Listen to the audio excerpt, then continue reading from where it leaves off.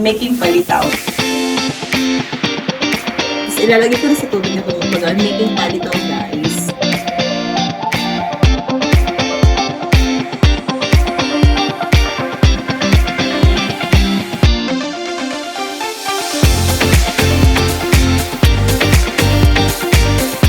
So, ilublob siya sa malamig na tubig.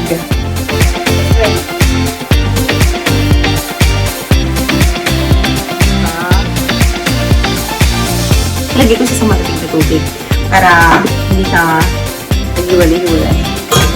Then, strain ko ulit.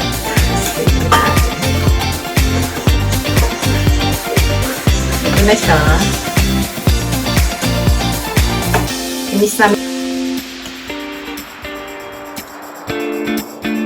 Sesame seed, guys. Ito na yung sesame seed. Kung wala kayong pound-pound mortar, ganito gawin nyo. Kung wala kayong pang-dip ha, wala kayong pound-pound.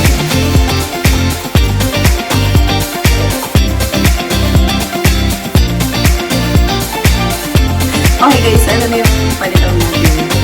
So, glutinous rice lang naman siya. Sobrang napakadali. Sweet rice flour. So, ito na yung palitaw natin. Sweet rice flour lang siya.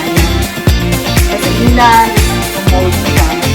Then, pakulo na tubig, sleeve, bago na tubig sa process. Ito na yung result. Then, ito na yung bagong ganyan ninyo. Ito na yung sesame with sugar. So, ganito gagawin natin. Napakadali.